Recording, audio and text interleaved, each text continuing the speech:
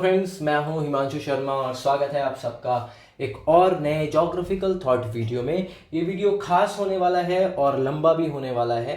1.5 से 2 घंटे का वीडियो हो सकता है ये, तो आपको बहुत ही पेशेंस के साथ इस वीडियो को देखना है, सुनना है, नोट्स बनाने हैं। जो भी आप जैसे भी करना चाहो अपने कन्वीनियंस के हिसाब से कर सकते हो। देखो, ये जो वीडियो है ये लंबा क्यों होगा मैं आपको बता देता हूँ।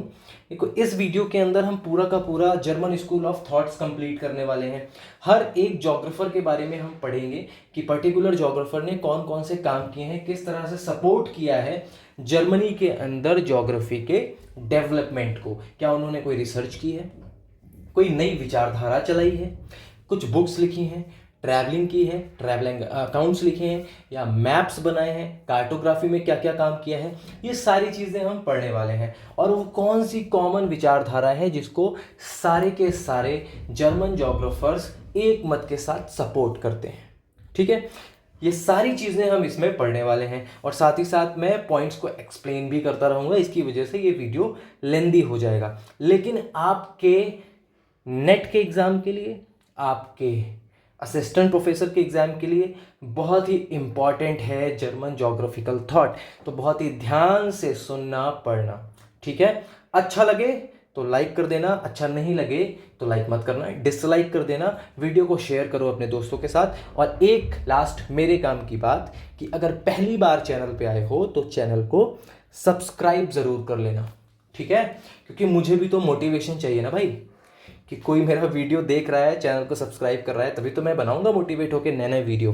ठीक है, तो चलिए शुरू करते हैं। अच्छा, एक लास्ट बात कि अगर आपको कोई सजेशन देना है, कोई कंप्लेन है, या फिर कोई वीडियो ऑन डिमांड चाहिए तो आप इस ईमेल आईडी पर कांटेक्ट कर सकते हो। आगे बढ़ते हैं, बहुत बातें हो गई।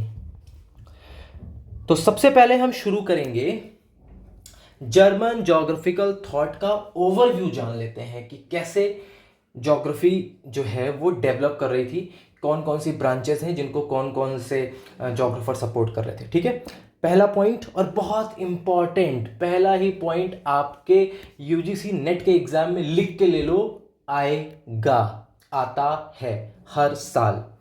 इन्वायरमेंटल डिटर्मिनिज्म किस कंट्री से स्टार्ट हुआ, या कौन से ज्योग्राफर इन्वायरमेंटल डिटर्मिनिज्म को सपोर्ट करते थे। ठीक है, तो उसका आंसर क्या है, जर्मनी से इन्वायरमेंटल डिटर्मिनिज्म स्टार्ट हुआ।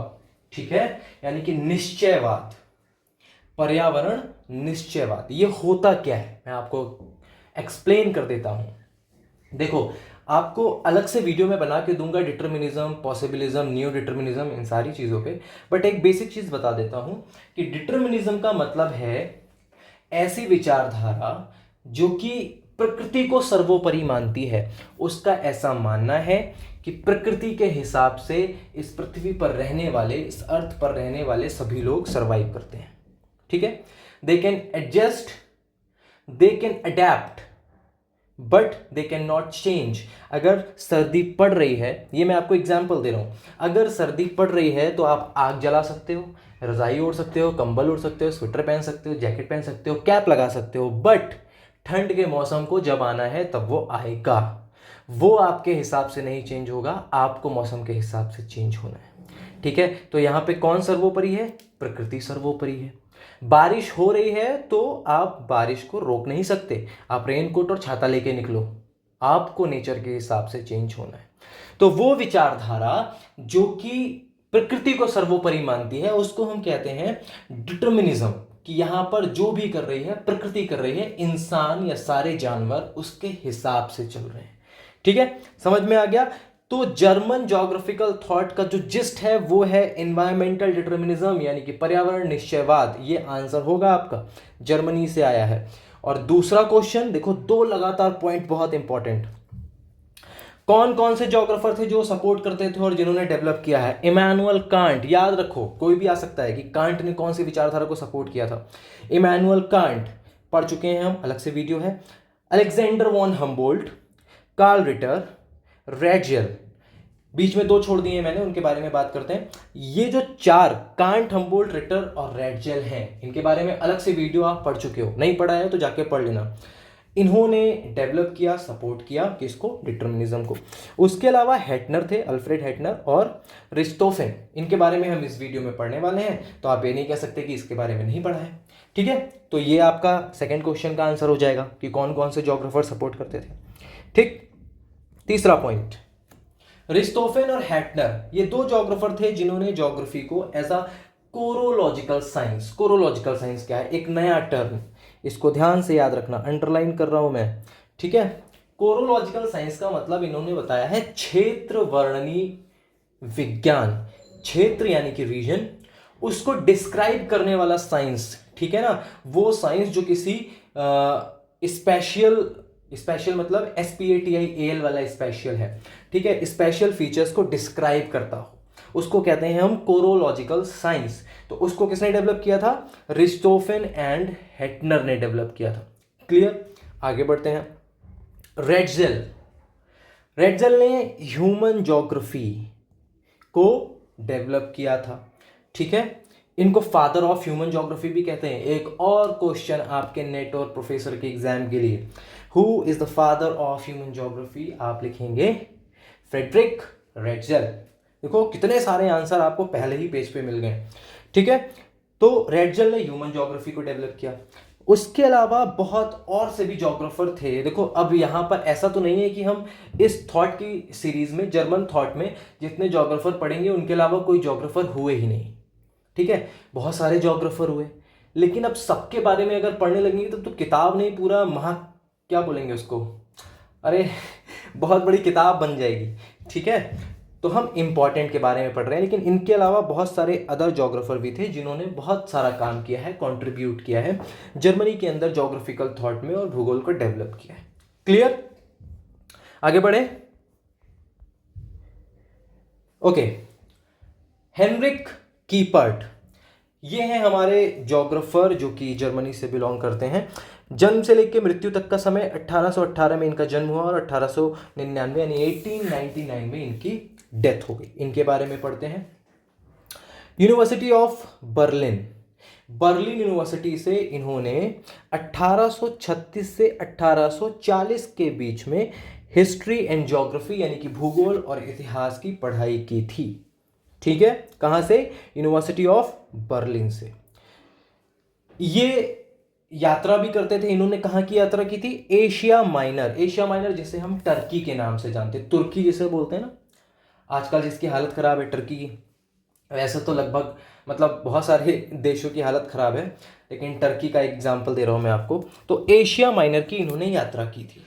ठीक है, यात्रा करने के बाद इन्होंने 6 मैप बनाए। कितने मैप बनाए, 6 मैप बनाए और अपनी पूरी यात्रा को डिस्क्राइब किया इन 6 मैप के द्वारा। समझ गए। बर्लिन यूनिवर्सिटी में रिटर, कार्ल रिटर पढ़ाते थे। ठीक है, वो वहां पे प्रोफेसर हुआ करते थे। उनको रिप्लेस किया था किसने, हेनरिक कीपर्ट ने, यानी कि Heinrich Kiepert replace Ritter in Berlin university. Book का क्या नाम है इनकी, इन्होंने सिर्फ एक बुक लिखी है, वैसे और भी काम किए हैं, रिसर्च पेपर भी हैं। एक बुक लिखी है जो बहुत ज़्यादा फेमस मानी जाती है, इंपॉर्टेंट मानी जाती है, which is classical geography. Hindi में से क्या कहेंगे, चिर सम्मत भूगोल। ठीक है, तो क्लासिकल ज्योग्राफी इनकी बुक थी। तो this is all about Heinrich Kiepert. आगे बढ़ते हैं। अलेक्जेंडर सुपान, अलेक्जेंडर सुपान का जन्म हुआ था 1847 में और डेथ हुई थी 1920 में।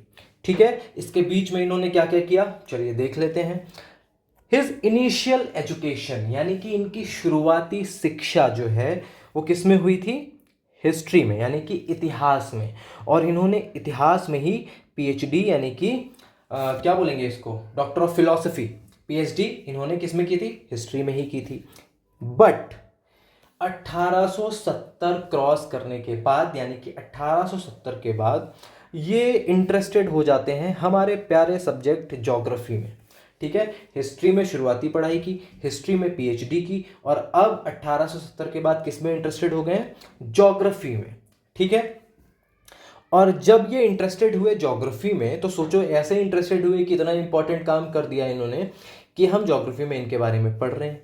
ठीक है, चलो आफ्टर दैट, यानी कि ज्योग्राफी में इंटरेस्टेड होने के बाद इन्होंने thermal zones of the world, important question again, thermal zones of the world demarcate किए थे, जो कि पब्लिश हुए थे कब, 1871 से 1880 के बीच में। ये भी इंपॉर्टेंट पॉइंट है, याद रखना, ठीक है। उसके अलावा अल्फ्रेड किरचॉफ एक ज्योग्राफर हुए, ठीक है। अल्फ्रेड किरचॉफ ने एक बुक लिखी थी जिसका नाम था क्या, लैंडर कुंडे वॉन यूरोप, जिसका इंग्लिश में मीनिंग होता है रीजनल ज्योग्राफी ऑफ यूरोप। ये किसकी बुक है, कंफ्यूज नहीं होना है, ये अलेक्जेंडर सुपान की बुक नहीं है, ये बुक है अल्फ्रेड किरचॉफ की, ठीक है। कौन सी book, regional geography of Europe. Alexander Supan ने इस किताब को लिखने में कंट्रीब्यूट किया था, सहयोग किया था, किसका, अल्फ्रेड किरचॉफ का। समझ गए। बुक्स के बारे में पढ़ते हैं, इनकी बुक्स कौन कौन सी हैं। सबसे पहला फिजिकल ज्योग्राफी, ठीक है, भौतिक भूगोल। दूसरी किताब पीटरमैन्स मिटेलिंगुइन, इसको क्या पढ़ेंगे आप अपने हिसाब से पढ़ लीजिएगा, मिटेलिंगुइन, ठीक है। चलो, ये एक ज्योग्राफिकल मैगजीन थी जो इन्होंने चलाई थी, ठीक है। ये कोई पर्टिकुलर बुक नहीं थी, ये पूरी मैगजीन थी जो एक पर्टिकुलर इंटरवल के बाद पब्लिश होती थी।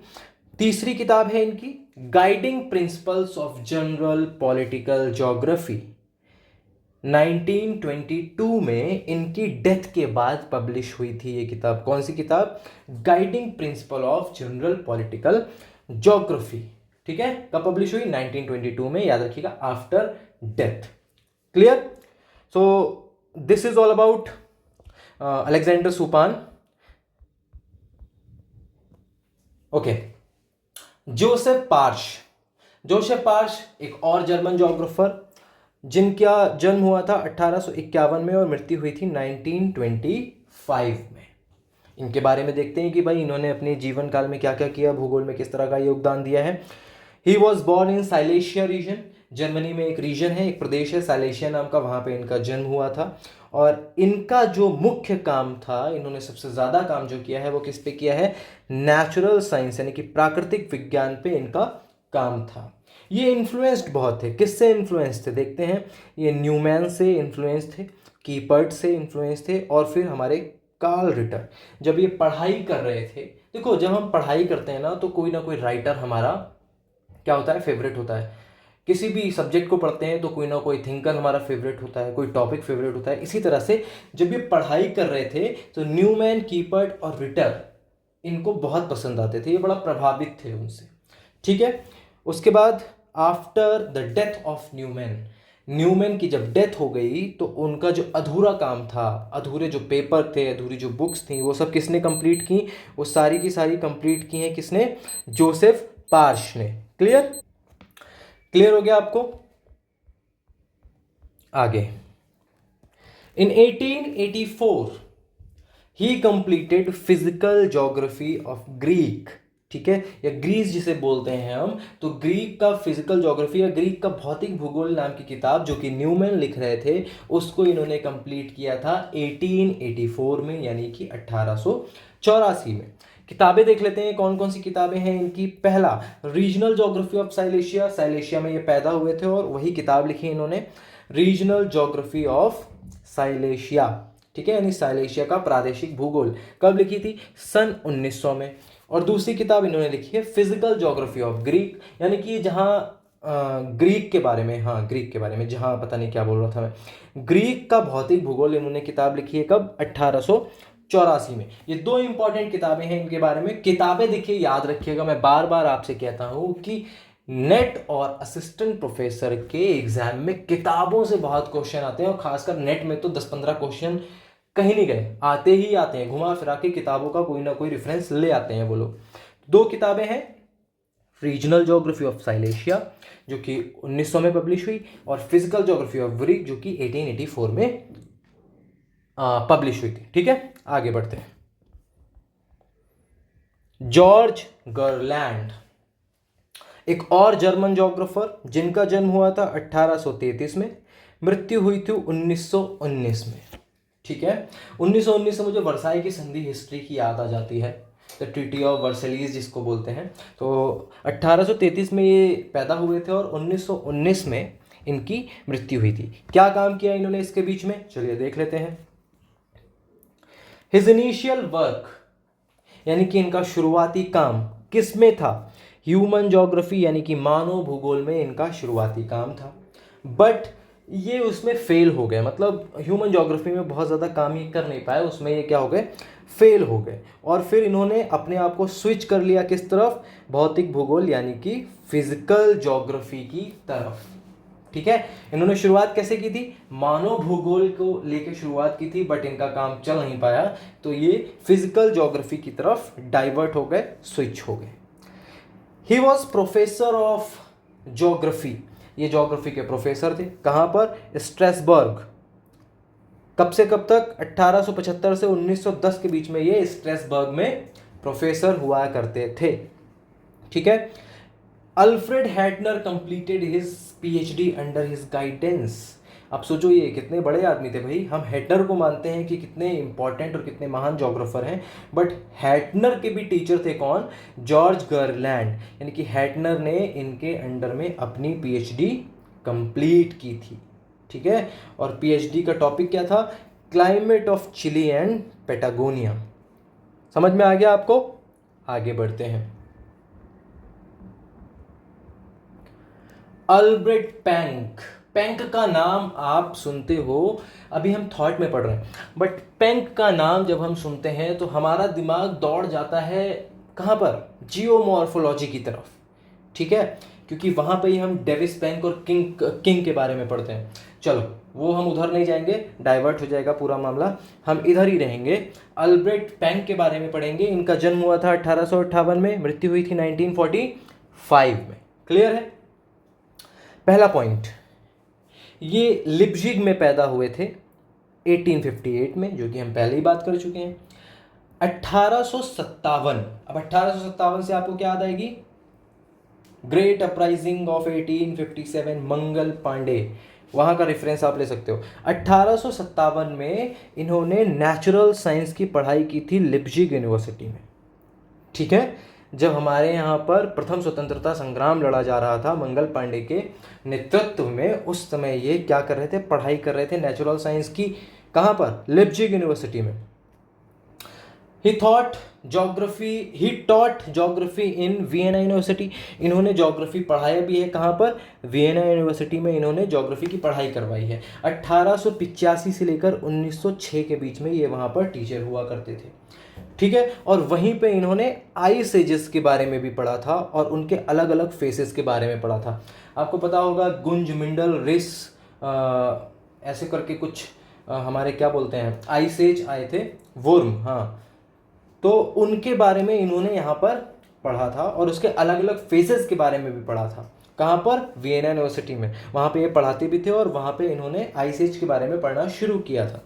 ठीक है, उसके अलावा इन्होंने पढ़ाई की थी deposition in Alps valley, Alps भी बोलते हैं इन्हें, तो एल्प्स वैली में किस तरह का डिपोजिशन होता है उसके बारे में इन्होंने पढ़ाई की थी। 1906 में बर्लिन यूनिवर्सिटी के अंदर, जहां पर रिस्टोफेन पढ़ा रहे थे, प्रोफेसर हुआ करते थे कौन, रिस्टोफेन, उनको रिप्लेस कर दिया था किसने, अल्ब्रेट पैंक ने, और वहां के प्रोफेसर बन गए थे। ठीक है, आगे बढ़े। Next, he was the first geographer who written a book on geomorphology. यहाँ पर जोग्राफर होना था, टाइपिकल मिस्टेक है। ये ऐसे पहले जोग्राफर थे जिन्होंने जियोमॉर्फोलॉजी के ऊपर किताब लिखी थी। ठीक है, तो ये इंपॉर्टेंट क्वेश्चन हो सकता है आपको, who was the first geographer who write या who written the book on geomorphology, तो आप आंसर क्या लिखोगे, अल्ब्रेट पैंक, इन्होंने जियोमॉर्फोलॉजी पर बुक लिखी थी, ही वॉज द फर्स्ट जोग्राफर। ठीक है, एक्सचेंज प्रोफेसर हुआ करते थे ये येल यूनिवर्सिटी में, यानी कि जो होते हैं ना एक्सचेंज प्रोफेसर, एक्सचेंज स्टूडेंट भी होते हैं कि आप हमारी यूनिवर्सिटी में आके पढ़ाओ और हमारे यहाँ के प्रोफेसर आपकी यूनिवर्सिटी में आके पढ़ाएंगे, उसको बोलते हैं एक्सचेंज प्रोफेसर या एक्सचेंज फैकल्टी जिसे कहते हैं।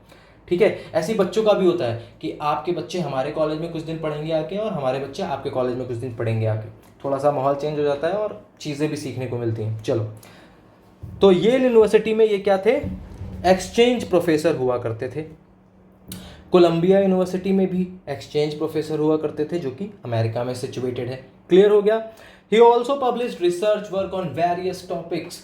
इन्होंने रिसर्च वर्क पब्लिश किया था कई अलग अलग तरह के टॉपिक पे। फॉर एग्जांपल आपको बता देता हूँ दो टॉपिक, जैसे कि climate change in ice age, यानी आइस एज में किस तरह से जलवायु में परिवर्तन हुआ है, उसके ऊपर इन्होंने रिसर्च वर्क किया था और पब्लिश किया था। उसके अलावा पॉलिटिकल डायमेंशंस ऑफ ज्योग्राफी, इसके ऊपर भी रिसर्च पेपर इन्होंने पब्लिश किया था। और इन्होंने एक वर्ल्ड मैप भी प्रिपेयर किया था जिसका आरएफ यानी कि रिप्रेजेंटेटिव फ्रैक्शन क्या था, 1:10 लाख। ठीक है, तो ये इन्होंने मैप बनाया था। क्लियर, आगे बढ़ते हैं, इनकी बुक्स के बारे में जान लेते हैं। इन्होंने कई काम किए हैं बट 4 इंपॉर्टेंट बुक्स। पहला, the Alps in the ice age या Alps in the ice age, जो कि 1910 में इन्होंने लिखी थी। अभी आपने पहले पढ़ा ना कि इन्होंने आइस एज के बारे में पढ़ा था वियना यूनिवर्सिटी में, तो उसी पे इन्होंने एक बुक लिखी 1910 में, the Alps in the ice age. दूसरी book, the morphology of earth surface. ठीक है, तीसरी बुक फिजियोग्राफी, जो कि 1905 में इन्होंने लिखी थी। और फिर नया भूगोल यानी कि न्यू ज्योग्राफी, जो इन्होंने 1928 में लिखी थी। क्लियर, तो ये इनकी 4 बुक थी, the Alps in the ice age, the morphology of the earth surface, physiography जो कि 1905 में लिखी गई, एंड न्यू ज्योग्राफी जो कि 1928 में लिखी गई। तो this is all about Albert Penck. इनकी किताबें याद कर लीजिएगा और कुछ इनके जो रिसर्च वर्क हैं वो भी आप याद कर लीजिएगा। तो यहाँ पे हमारा अल्बर्ट पेंक का टॉपिक खत्म होता है। आगे बढ़ते हैं। ऑट्टो श्लूटर, एक और जर्मन ज्योग्राफर जिनका जन्म हुआ 1872 में और मृत्यु हुई 1959 यानी कि 1959 में। ठीक है, इनका जन्म कहाँ पर हुआ था, वेस्टफेलिया एक जगह है, 1872 में वेस्टफेलिया में इनका जन्म हुआ था। ठीक है, इन्होंने पढ़ाई कहाँ की, फ्रीबर्ग में इन्होंने पढ़ाई की और हैले यूनिवर्सिटी में इन्होंने अपनी शिक्षा दीक्षा ग्रहण की। शुरुआत में इन्होंने इतिहास पढ़ा, यानी कि इतिहास की पढ़ाई की थी शुरुआत में, और फिर उसके बाद इतिहास से ये विमुख हो गए, मतलब इनका ध्यान हट गया, और उसके बाद ये इंटरेस्टेड हो गए किसमें, ज्योग्राफी में, हमारा प्यारा भूगोल। क्लियर, इनका रिसर्च वर्क था किस पर, सेटलमेंट ज्योग्राफी ऑफ यूरोप, यानी कि इन्होंने जो सेटलमेंट है उसके ऊपर अपना रिसर्च वर्क किया था। ठीक है, आई होप आप सब सेटलमेंट जानते ही होंगे, ऑब्वियस सी बात है।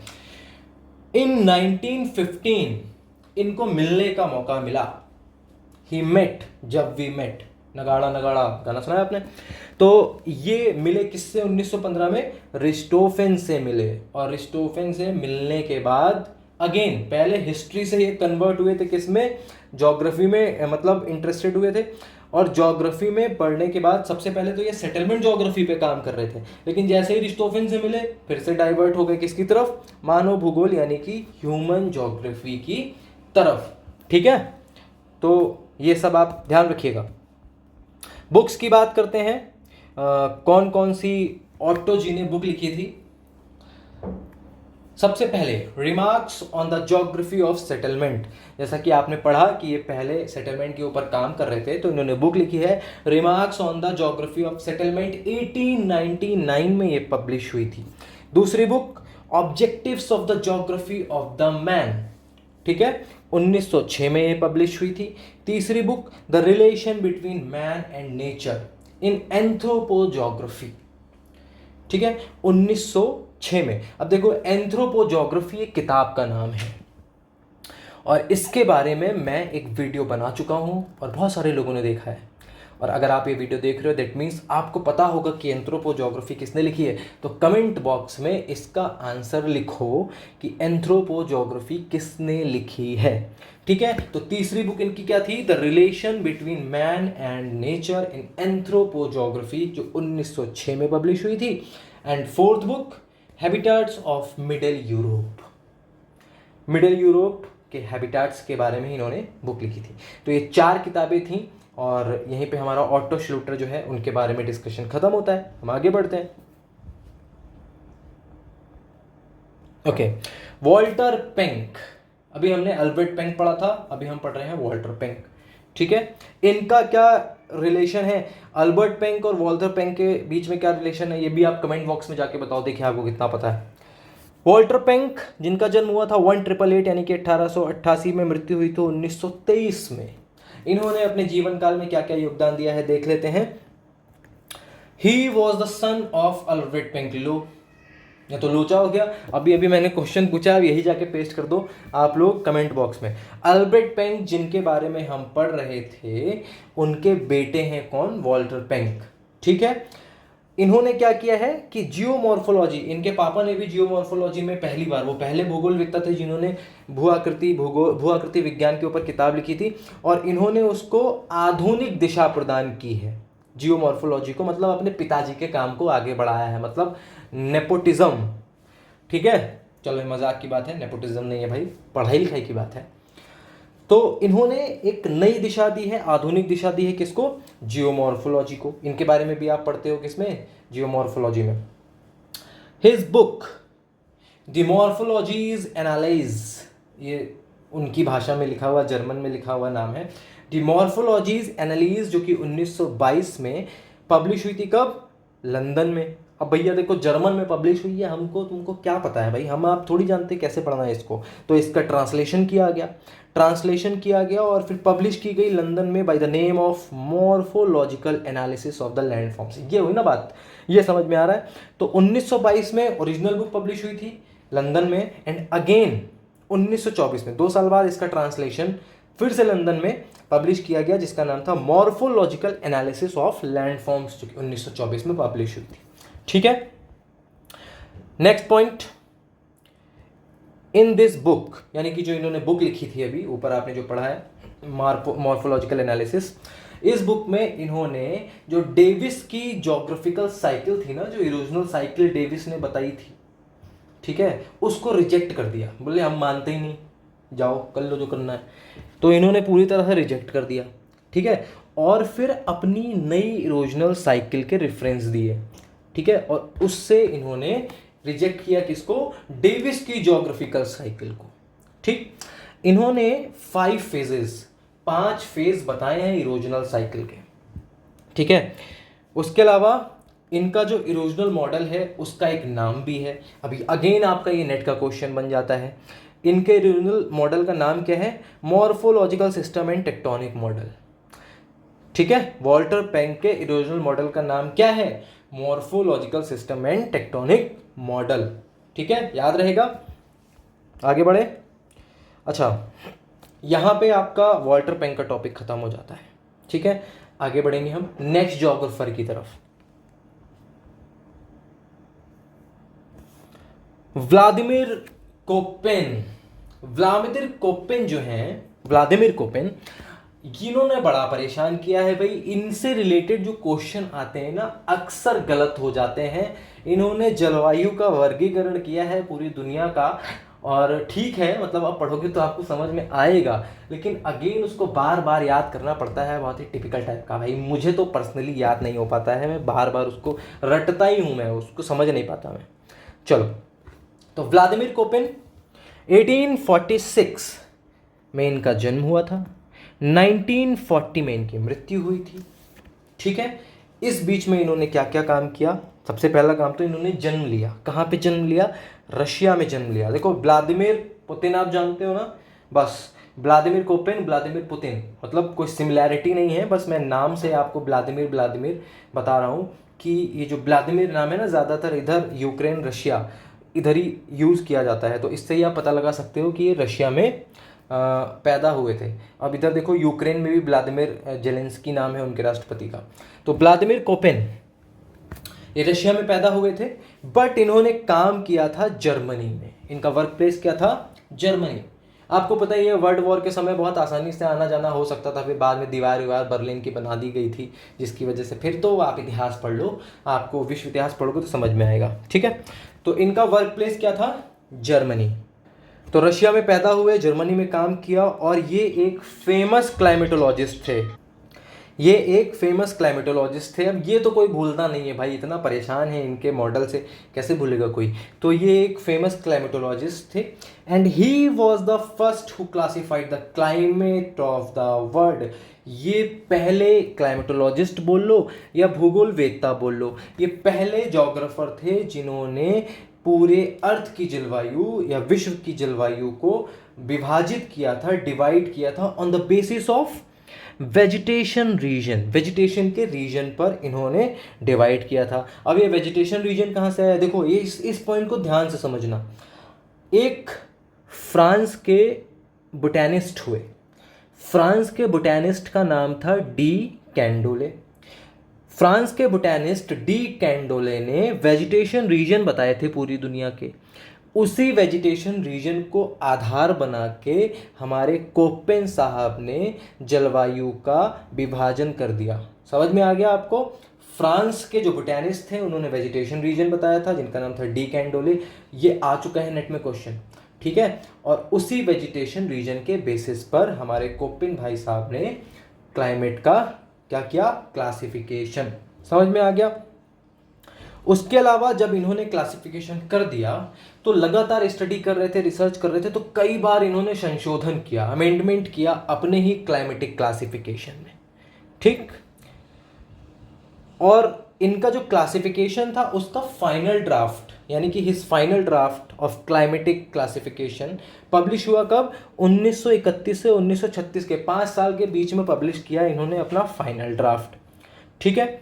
This classification represented with the help of map. ये जो क्लासिफिकेशन है, जाहिर सी बात है पूरे विश्व का इन्होंने जलवायु का वर्गीकरण किया था, तो पूरे विश्व के मानचित्र के साथ इन्होंने रिप्रेजेंट किया था अपना क्लासिफिकेशन, जो कि पब्लिश हुआ था किसमें, इन्हीं की बुक में, जिसका नाम था ग्रीनडिस डेर क्लाइमाकुंडे। शॉर्ट में आप क्लाइमाकुंडे भी, बुक के बारे में अगर क्वेश्चन आता है तो वो क्लाइमाकुंडे नाम से आता है, ठीक है। इतना लंबा नाम नहीं आता है लेकिन फिर भी ध्यान में रखना।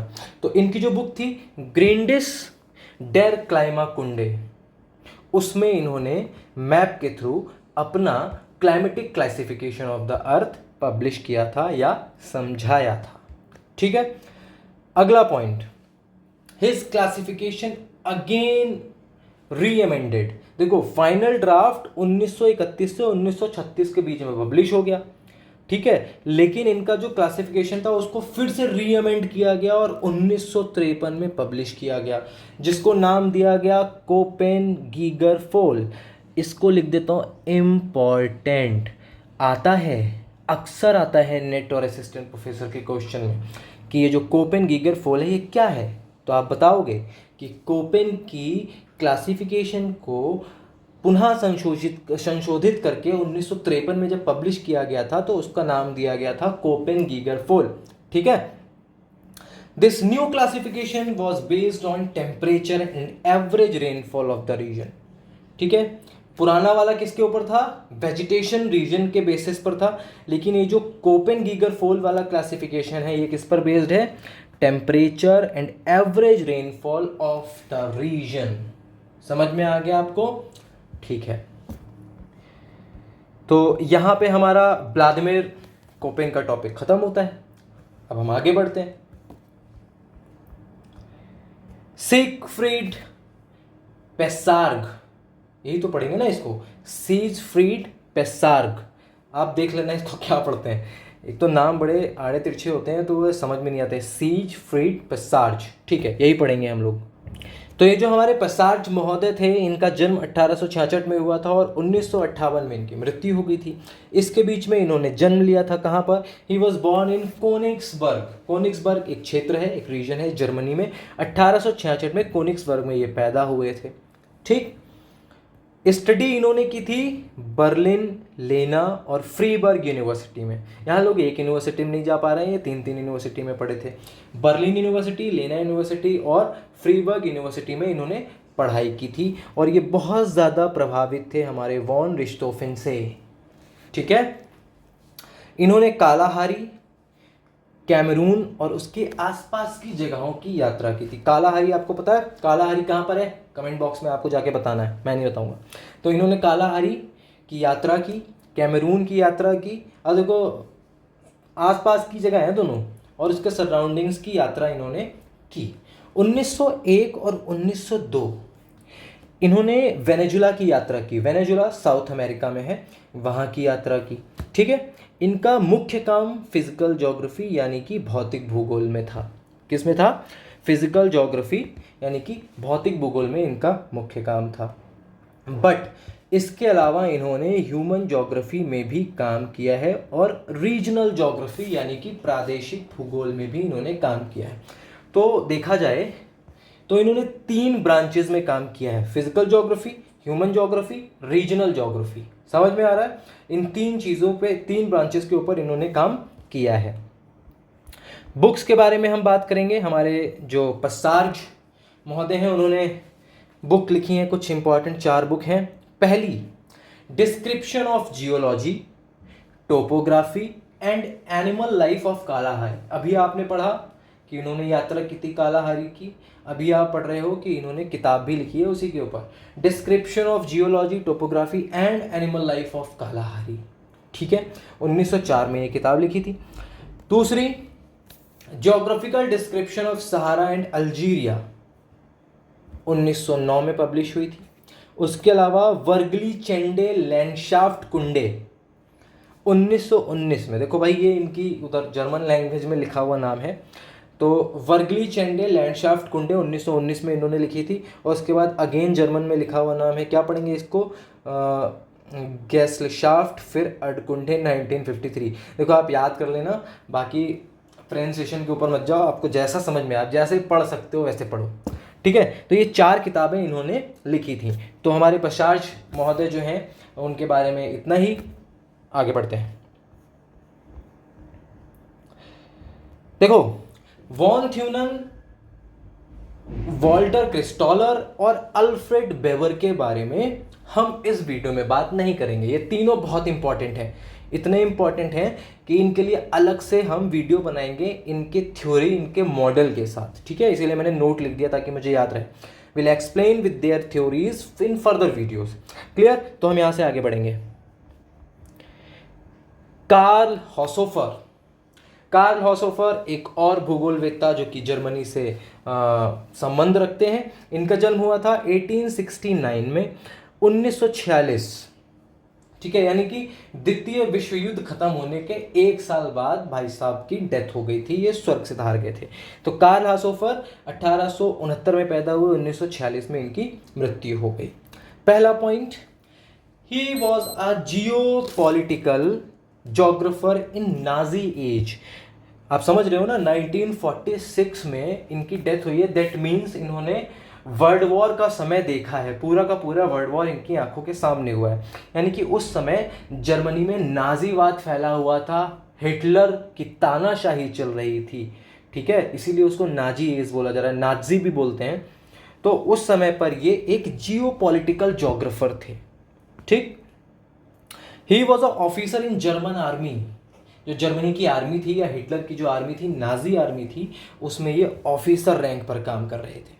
ठीक है, इन्होंने एक विचारधारा की शुरुआत की जिसको कहते हैं जियोपॉलिटिक। ठीक, क्या ये इनका जियोपॉलिटिक इन्होंने नाम दिया है, ये इनका ओरिजिनल नाम है? नहीं। कहाँ से आए ये नाम, देखते हैं।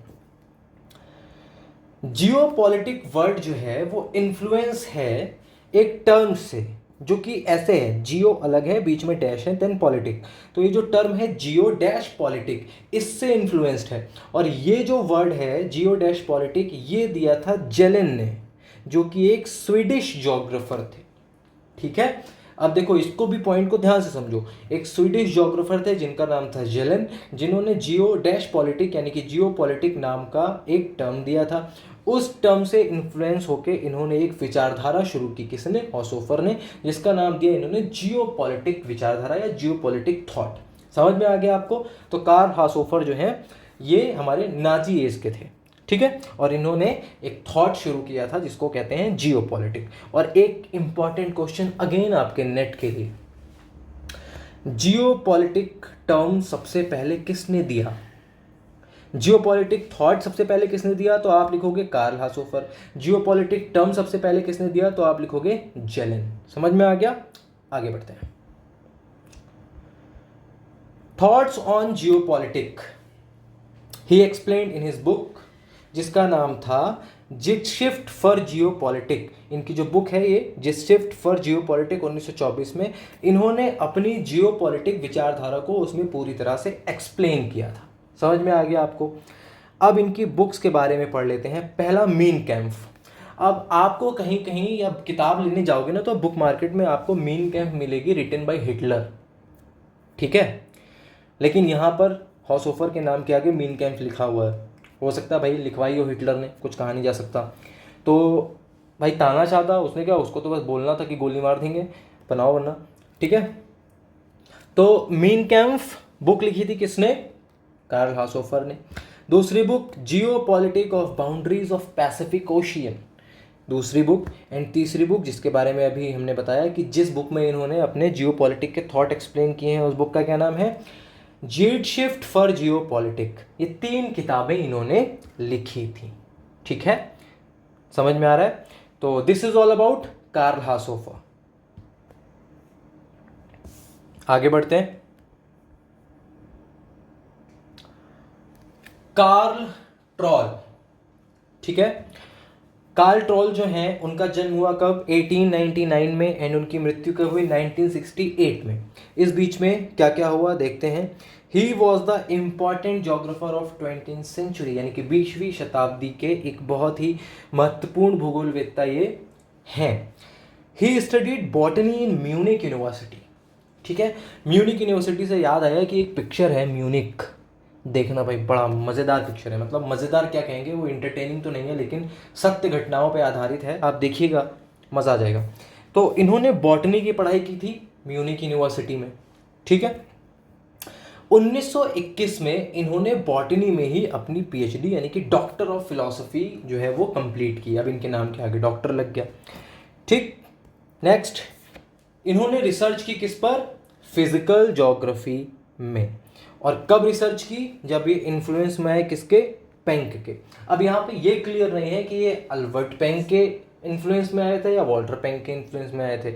अगर आपको पता है तो कमेंट में बता देना, ठीक है। तो जब ये पेंक के इन्फ्लुएंस में आए तब इन्होंने फिजिकल ज्योग्राफी में रिसर्च की। और इनिशियली मतलब इनकी पढ़ाई किस में थी, बॉटनी में, वनस्पति विज्ञान में इन्होंने पढ़ाई की थी। चलो अगला point, he traveled to Arctic as the assistant of Richthofen. जब रिस्टोफेन आर्कटिक जा रहे थे तो उनके असिस्टेंट बन के कौन गया था, कार्ल ट्रोल। कितने अच्छे लोग हैं भाई, घूमते कितना थे यार, यहाँ तो घर से नहीं निकल पाते हैं। 1937 यानी कि 1937 में इनको बोन यूनिवर्सिटी या यूनिवर्सिटी ऑफ बोन में एज अ प्रोफेसर अपॉइंट किया गया था। किसको, कार्ल ट्रोल को, ठीक है। आगे बढ़ते हैं। इन 1937 यानी कि 1937 में जब इनको बोन यूनिवर्सिटी में प्रोफेसर बनाया गया था, देखो नौकरी मिलते ही बंदा निकल गया घूमने के लिए। किस तरफ, इंडिया की तरफ आए थे ये।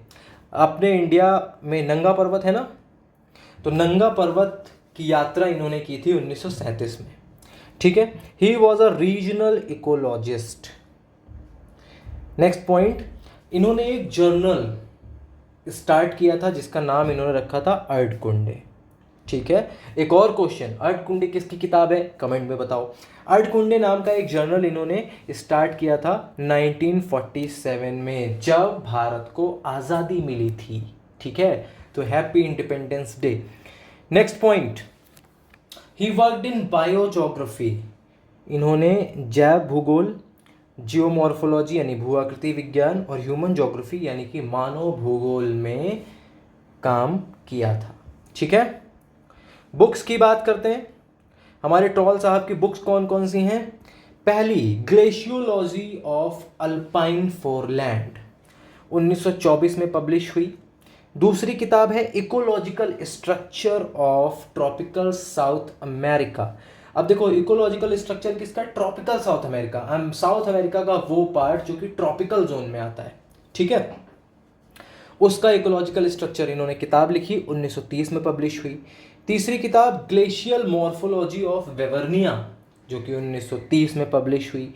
और चौथी किताब structural soil, soil fluctuation and post climates of the अर्थ, जो कि 1944 में पब्लिश हुई, ठीक है।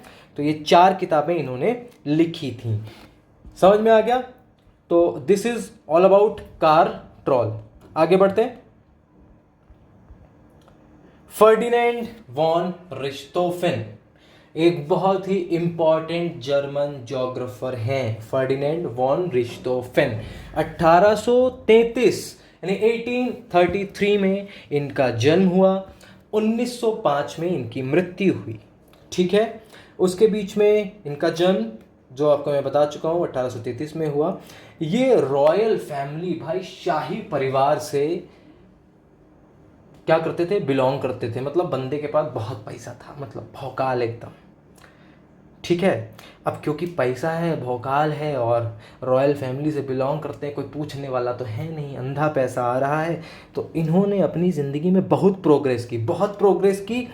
जैसे चाहते थे वैसे रहते थे, जैसी इच्छा जो इच्छा जहाँ इच्छा, जा रहे हैं, खा रहे हैं, पी रहे हैं, पढ़ रहे हैं, पैसे की कोई कमी नहीं थी। तो मतलब जैसा इन्होंने चाहा उस तरह से इन्होंने अपनी लाइफ में प्रोग्रेस की, जस्ट बिकॉज ये रॉयल फैमिली से बिलोंग करते थे। ठीक है, he completed his higher education in geology. इन्होंने अपनी हायर एजुकेशन किसमें, जियोलॉजी, बायोलॉजी एंड ज्योग्राफी, इन 3 सब्जेक्ट में अपनी हायर एजुकेशन कंप्लीट की थी। उसके बाद ये प्रोफेसर बन गए बर्लिन यूनिवर्सिटी में 1875 में, और उसके बाद बॉन यूनिवर्सिटी में 1877 में। ठीक है, यानी कि बर्लिन यूनिवर्सिटी में जब ये 1875 में प्रोफेसर बने, उसके 2 साल बाद ही ये बॉन यूनिवर्सिटी में प्रोफेसर बन गए। कौन, फर्डिनेंड वॉन रिश्तोफेन। समझ में आ गया, आगे बढ़े। देखो भाई, इन्होंने ज्योग्राफी की एक डेफिनेशन दी है। क्या है डेफिनेशन? डेफिनेशन कुछ इस प्रकार है, geography is the science of earth surface. Geography किसका साइंस है? अर्थ सरफेस, यानी कि भूतल, पृथ्वी तल का विज्ञान है। और किसका विज्ञान है? उद्देश्य, किसका उद्देश्य? देखो, ज्योग्राफी पृथ्वी तल का विज्ञान है और उसके उद्देश्य और फिनोमेना का विज्ञान है जो कि आपस में इंटर रिलेटेड है। मतलब अर्थ के अंदर जो फिनोमेना चल रहे हैं, ठीक है, उन फिनोमेना का ऑब्जेक्टिव क्या है।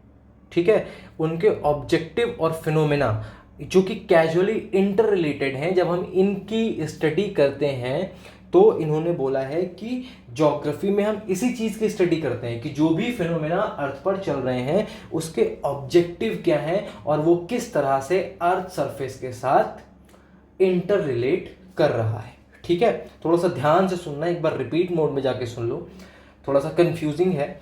एक बार फिर से बता देता हूं मैं। ज्योग्राफी विज्ञान है किसका? अर्थ पर चल रहे नेचुरल फिनोमेना का, उसके ऑब्जेक्टिव्स का, और वो ऑब्जेक्टिव और फिनोमेना किस तरह से अर्थ के सरफेस से इंटर रिलेट करते हैं। ठीक है, समझ में आ गया? चलो, he divided geographical event in 2 categories. इन्होंने जो ज्योग्राफिकल इवेंट्स होते हैं, जो भी फिनोमेना है, जो भी घटनाएं होती हैं, इनको 2 कैटेगरी में डिवाइड किया है। सबसे पहला स्पेशल ज्योग्राफी। स्पेशल ज्योग्राफी को इन्होंने बताया है कि ये क्षेत्रों की स्टडी करता है, यानी कि स्टडी ऑफ रीजन। ठीक, और ये डिस्क्रिप्टिव होता है, यानी कि बहुत ज़्यादा डिटेल में इसके बारे में हम लोग पढ़ते हैं। दूसरा इन्होंने बताया जनरल ज्योग्राफी। ये किसके स्टडी है? इन्होंने बोला कि जो जनरल ज्योग्राफी है ना, ये फैक्ट और इवेंट्स के बारे में बात करती है और ये एनालिटिकल होती है। इसको हम विश्लेषण करते हैं, एनालाइज करते हैं, तब जाके हमारे पास कुछ रिजल्ट आता है। ठीक है, तो 2 चीज़ें इन्होंने बताई, special geography and general geography. ठीक है, बुक्स की बात करते हैं। बुक्स कौन कौन सी लिखी हैं इन्होंने? पहली, ज्योग्राफी ऑफ चाइना, 3 पार्ट्स में लिखी है। ठीक, आज के अगर लिख रहे होते तो चाइना ने बैन कर दिया होता। चाइना हर चीज़ बैन कर देता है, हमारे कंट्री के ऊपर कैसे किताब लिख दिया तुम्हें इतनी हिम्मत। तो ज्योग्राफी ऑफ चाइना इन्होंने 3 पार्ट में लिखी, 1882 में, 1912 में। 1882 से 1912 के बीच में ये 3 पार्ट पब्लिश हुए हैं, आफ्टर डेथ, जब इनकी मृत्यु हो गई थी उसके बाद।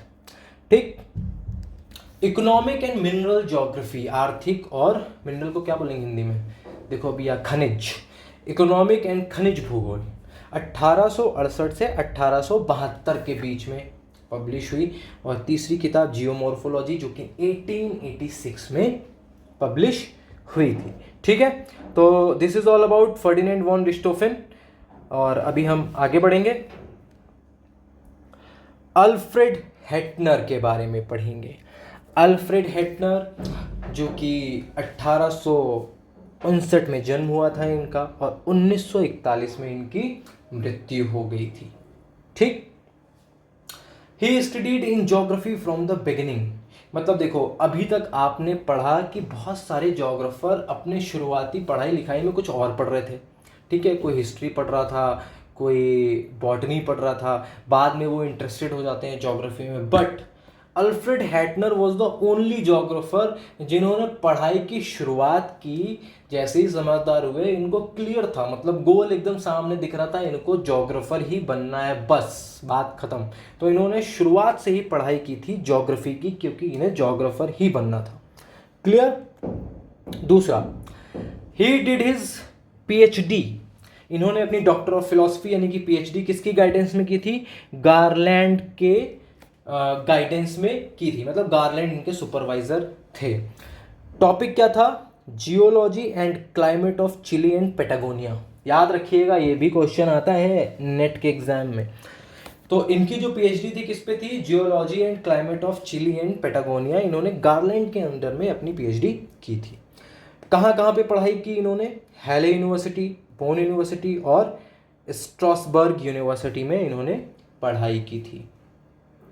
ये स्टूडेंट थे दो महान लोग, एक तो रेटजेल और दूसरे जिनके बारे में अभी हमने पढ़ा है पिछले वीडियो में, रिच्टोफेन के।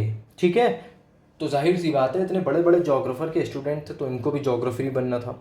उसके अलावा अल्फ्रेड हैटनर के अंडर में 30 लोगों ने अपनी पीएचडी कंप्लीट की है। ठीक है, समझ में आ गया आपको? 30 ऐसे स्टूडेंट थे जिन्होंने हैटनर के अंडर में अपनी पीएचडी कंप्लीट की थी। क्लियर। बुक्स की बात करते हैं भाई, देखो भरा पूरा एकदम पोर्टफोलियो है किताब के नाम पे, मतलब भर भर की किताबें लिखी हैं इन्होंने।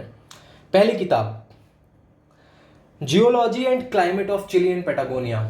अब देखो याद रखना, यही इनका पीएचडी का टॉपिक था, थीसिस का, और यही इनकी किताब है, तो याद करने में कोई दिक्कत नहीं है। Geology and climate of Chile and Patagonia, जो कि 1881 में पब्लिश हुई। ठीक है। दूसरी किताब travels of Colombian Andes, Colombia में जो एंडीज पर्वत हैं उनकी यात्राएं, 1888 यानी कि 1888 में पब्लिश हुई, travels of Colombian Andes. Clear हो गई बात।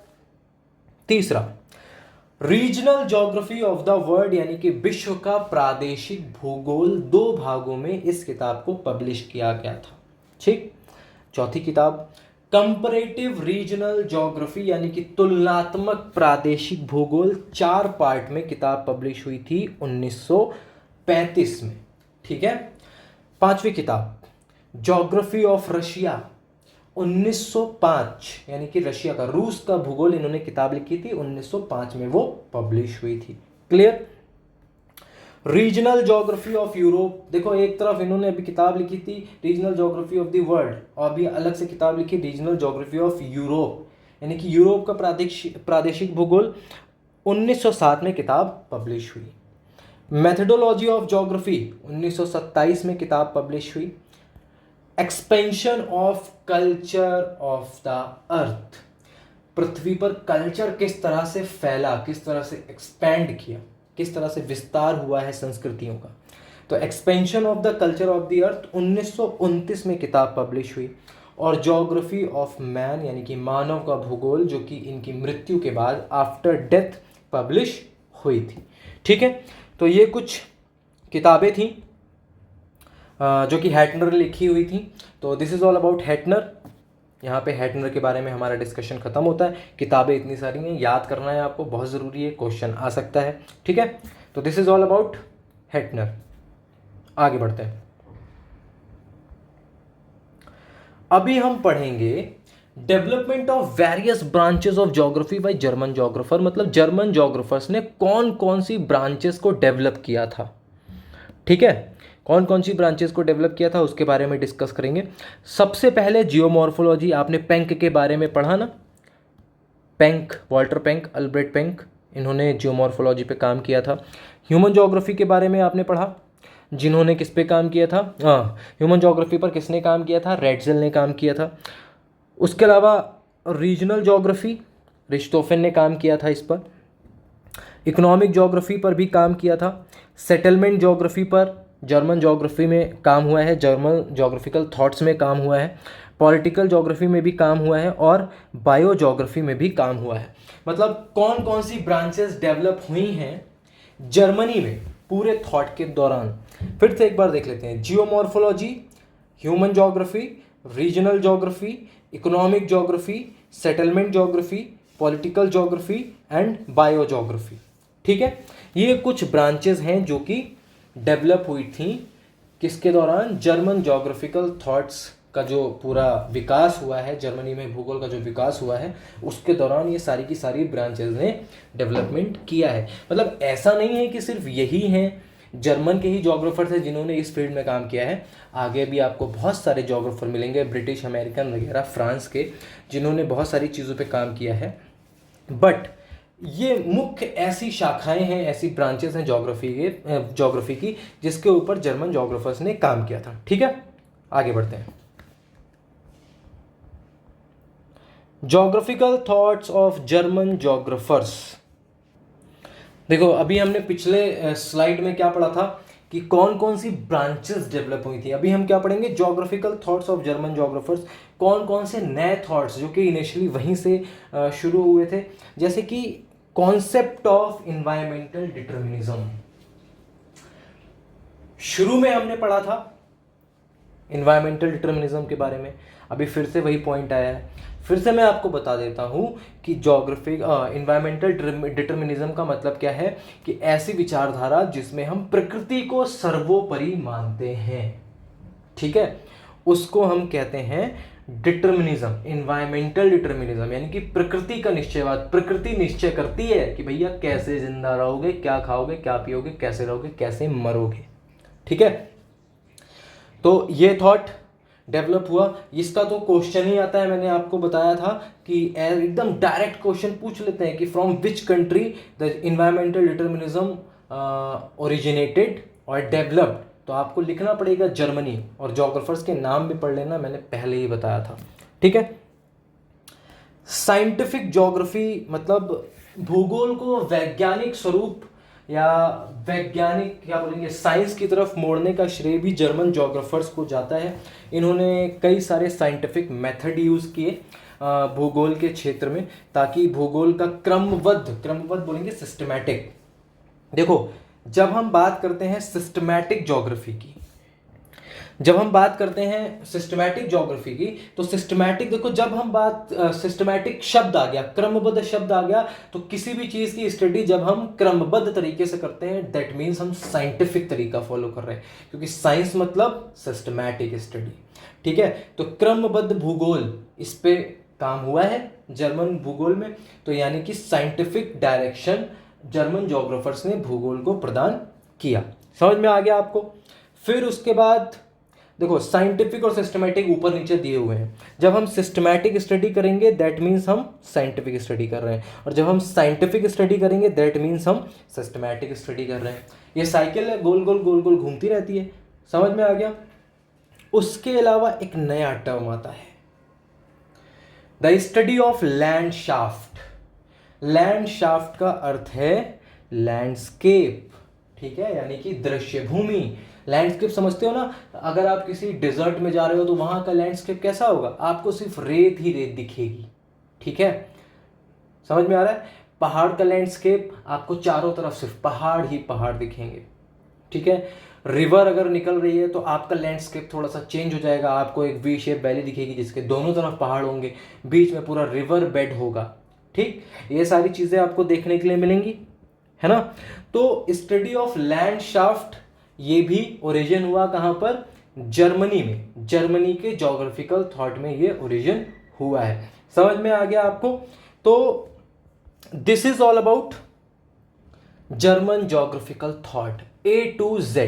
अब मैं आपको बता दूं कि इसको पढ़ने से पहले, इस वीडियो से पहले हमने रेटजेल और रिटर के बारे में पढ़ लिया था। रेटजेल और रिटर दोनों ही जर्मन ज्योग्राफर थे। आपका सवाल हो सकता है कि भाई जब वो जर्मन जोग्राफर थे तो इस वीडियो में उनके बारे में डिस्कशन क्यों नहीं हुआ। वो इसलिए क्योंकि वो जर्मन जोग्राफर तो थे ही, बट वो क्लासिकल पीरियड के जोग्राफर थे। अब क्लासिकल पीरियड जोग्राफी का अलग है, जिसमें हम प्राचीन यानी कि ancient classical period and modern classical period पढ़ते हैं। ठीक है, तो मॉडर्न क्लासिकल पीरियड जब हम पढ़ रहे हैं तो उसमें आते हैं हमारे रेटजल एंड रिटर। समझ में आ गया आपको। तो रेटजल और रिटर को इसीलिए इस वीडियो में शामिल नहीं किया गया, अदरवाइज वो भी जर्मनी के ही जोग्राफर हैं। और 3 जोग्राफर वॉल्टर क्रिस्टॉलर, वॉन थ्यूनन और अल्फ्रेड वेबर, इन तीनों को हमने स्किप कर दिया है। क्यों? क्योंकि इन्होंने बहुत इंपॉर्टेंट थ्योरी और मॉडल दिए हैं, तो इनके वीडियोस हम आगे बनाएंगे जिनमें इनकी थ्योरी भी डिस्कस करेंगे, तो जिससे आपको 2 फायदे होंगे। एक तो आपको इनकी थ्योरी भी क्लियर हो जाएगी, दूसरा क्या होगा, दूसरा ये होगा कि थ्योरी के साथ साथ आप इनके बारे में भी जान जाओगे। ठीक है ना, तो एक पंथ दो काज, एक तीर से 2 निशाने लग जाएंगे। तो यहाँ पे हमारा जर्मन जोग्राफिकल थॉट जो है वो खत्म हो जाता है। मैं आपसे मिलूंगा अगले वीडियो में, मे बी वॉन थ्यूनन का वो वीडियो हो सकता है या तीनों में से किसी का भी हो सकता है, जिसका मन करेगा जो जल्दी से मतलब मैं समझ पाऊंगा, पढ़ा पाऊंगा, वो वीडियो बना दूंगा। बट पढ़ाएं तो तीनों ही हैं। तो अगले वीडियो में आपसे मिलूंगा, तब तक आप इस वीडियो को देखो, नोट्स बनाओ, मज़े करो, अपना ख्याल रखो। Thank you so much. मैं आपसे मिलता हूँ नेक्स्ट वीडियो में।